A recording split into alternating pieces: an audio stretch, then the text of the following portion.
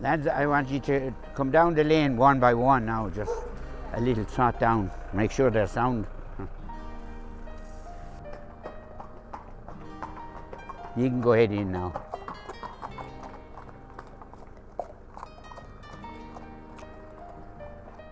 Trot there now.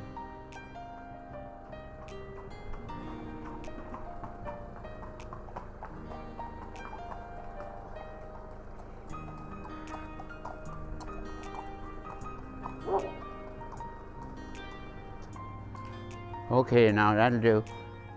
We're going down to the end of the long ditch now, and you can come down in twos, okay? 20 lengths apart.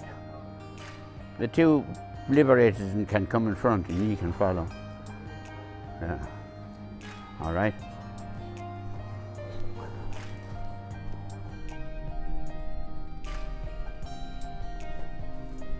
How many years have you been on this driveway?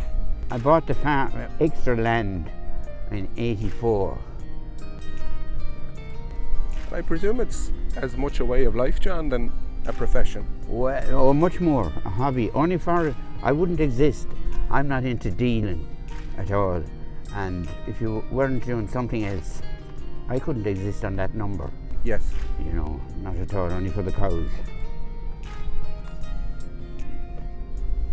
And do you still love it as much as you always have? Oh, definitely this part of it. This part of it, observing the horses and camaraderie with the lads.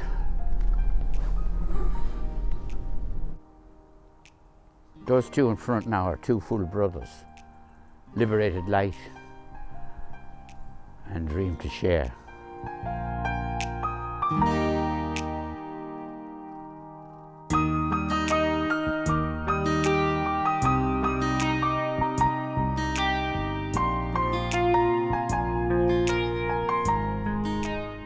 I'm up here now, I'm up here. They looked all right anyway, were they? Gallop looks okay, Tommy. It looks dry that you'll be able to use it. What do we want to do now, you know? Whoa, leave her walk away, let her walk away. Whoa, let her walk after Tommy now. Turn after Tommy. Whoa, walk on now. Go in and do the first half and do 3 times. You go with Siobhan, you can follow. All right, yeah. You go with Tommy, yeah. See, she settled down nicely now. She relaxed. Okay, yeah. Okay now, boys.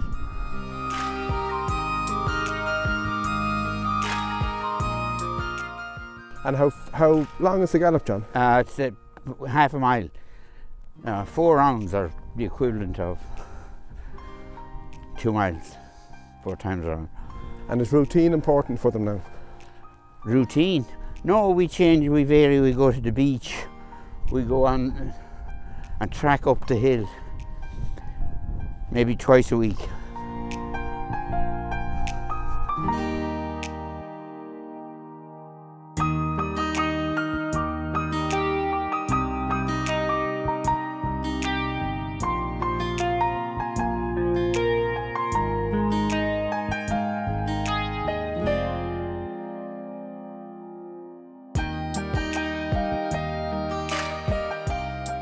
What would, like when they pull up like that and when they're finished their work, is there something specific that you're looking for, or is it just a case that you're just looking and making sure that they're healthy?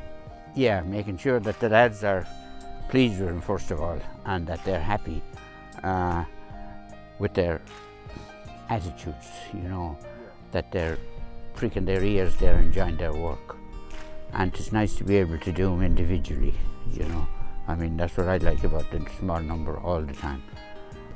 The horses that take a bit of minding and take a bit of time, would you get more satisfaction out of winning a small race with a lesser horse than a good horse? To be honest, I would. To be honest, the small owner who's in it a long time, there's no comparison to the thrill that you can get from either training or riding that horse. You know, I've had horses now for people. One fella didn't have a horse box. He'd walk 3 miles with the horse behind him to gallop it here and go home. It would be the whole half day for him. I didn't have it in training, it was a point of pointer, and that was pleasure. I remember Carlingford Lough when he won the first of his 2 Gold Cups. The previous afternoon, McCoy decided that he was retiring and he announced it on television. And I don't remember a reaction to, maybe possibly for Denoli, where the people reacted in such a positive way, but principally because you were training him and it was Tony's last throw of the dice in that race. And the people, when he went back into the weigh room, he was mobbed as if he was Mick Jagger. What do you remember about that day? Oh, it was one of the greatest memories to have somebody of McCoy's calibre, first of all to be riding for us, and then to be able to, you know, enjoy his last day in Ireland. And when he went down in front of the stands, the thrill people got from that, and I was always appreciating having McCoy riding. I mean, I was lucky at it. Dunwoody rode for us on the flat, and Big Joe, plus everyone else, you know, and it was a brilliant career to have that happen in our lifetime. And when Carlingford Lough came back and he won the Gold Cup for the second year, was that kind of more expected? Or was that an easier watch for you when Mark Walsh rode him? I don't know. He was nearly pulling up that day, wasn't he? He was. They must have gone a terrible gallop, and he wasn't able to go the gallop, I'd say. The fact that he was trained here, would that have helped him? Because those staying handicappers, they put a lot of mileage on the track, and I suppose if they're minded properly at home, you can extend their career to it. Well, that's the secret, to be able to give them the time and to have owners that are prepared to do that. You know, if you have owners that are in a hurry, well, we might as well not be training. Okay. You know. And the man who you're training for, JP, Listens. he just gives you... Yeah, he does, and he'll always be prepared to listen. Do you ever see yourself wanting to stop? No, I'd like to be involved, but I do like to have the responsibility taken off me. Okay. Lightened, for instance, travelling especially. Right. And do you miss riding out? I do very much, and the horses miss me. Right. I know that because it's something, some people have a gift and others are unfortunate enough to have it, you know, and you Sure. can't make it with people. That's why you have the real horsemen jockeys through the years, like Pat Taff or Martin Maloney. I'm very lucky that I remember back the earliest jockeys from 1950 on. Who would have been probably the best rider that you would have either seen, ridden against, or had ride for you? I'd say Willie Robinson on both coals, you know. We had great admiration for him. But I know there were, you know, Fred Winter must have been a genius of a horseman.